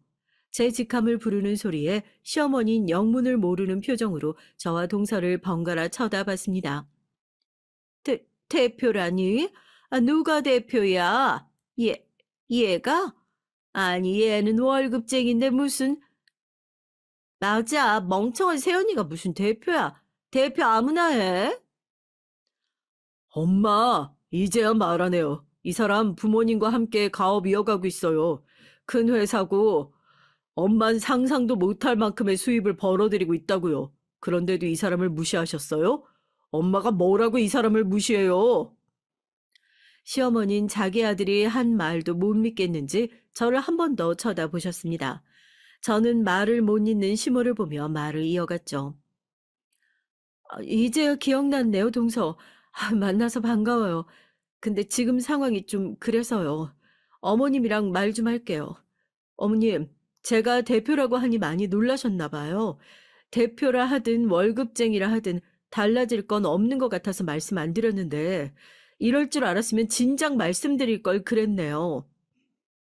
제가 진실을 말했음에도 불구하고 시어머니와 시누인 계속해서 서로를 쳐다보며 못 믿겠다고 하더군요. 그의 남편이 그럼 인터넷에서 제 회사 이름을 검색해 보라고 하더군요. 남편의 말에 시어머니는 핸드폰을 들고 와 정말 제 회사 이름을 검색했습니다. 그리고 인터넷에 있는 뉴스를 발견했죠. 그것도 제 인터뷰가 담겨 있는 뉴스를요. 시어머니의 눈이 경악으로 커졌습니다. 제가 어떤 신문사와 인터뷰한 내용이 담겨 있는 기사를 천천히 읽으시더니 이 모든 것이 사실이라는 걸 알게 됐는지 시어머니의 무릎이 털썩 꿀리더군요. 너무도 자연스럽게 말입니다. 신우이 역시 뉴스 기사를 읽더니 말을 잇지 못하고 눈물만 줄줄 흘리더군요.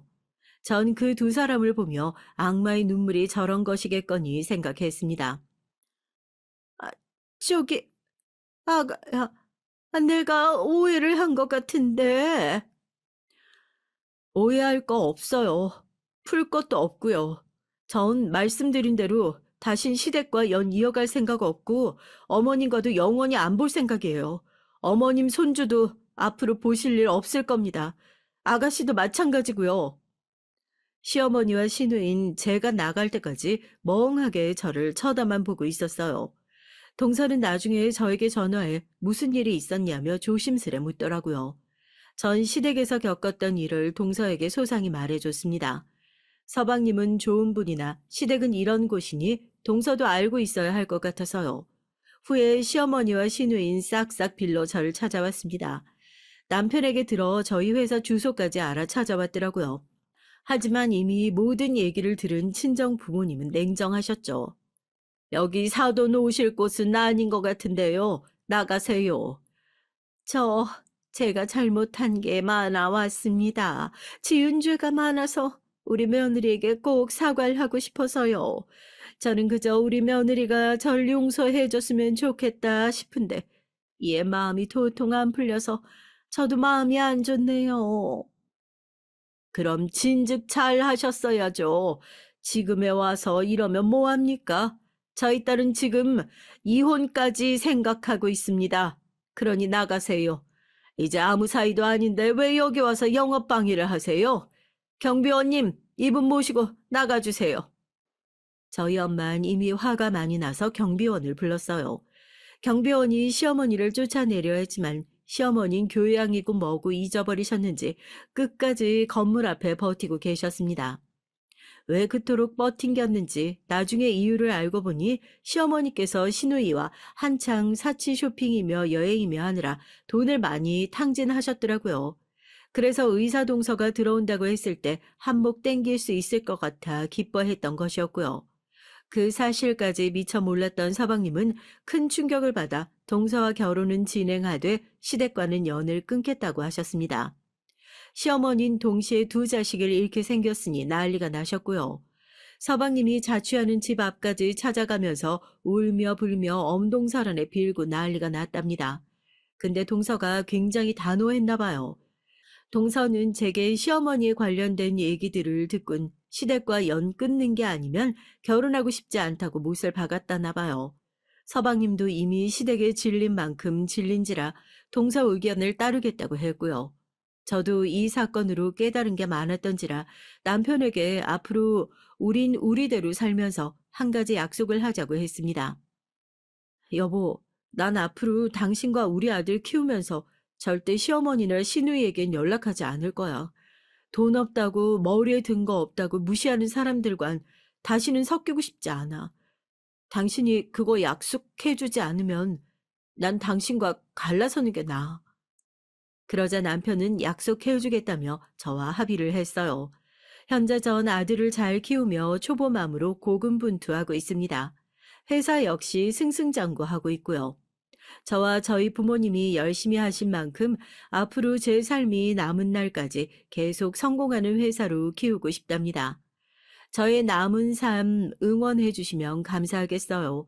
그리고 지금까지 들어주셔서 감사하고요. 날씨가 추우니 다들 감기 조심하시고 든든히 옷 입고 다니세요. 아, 만약에 혹시라도 저처럼 고부 갈등이 있는 젊은 주부들이 있다면 자신의 삶을 먼저 우위에 두셨으면 좋겠습니다. 무엇보다 내가 행복하고 편안해야 아이도 행복하고 가정이 평안하니까요. 시어머니를 신경 쓰고 참아주고 살기엔 인생이 너무 짧다는 생각이 드네요. 우리 짧은 인생 아깝게 쓸데없는 신경전으로 소비하지 말고 행복하게 살자고요. 다들 올 한 해 행복한 일 모두 가득하시길 바랄게요. 전 다른 분들의 사연 들으면서 조용히 응원하고 있겠습니다. 그럼 이만 글 줄일게요.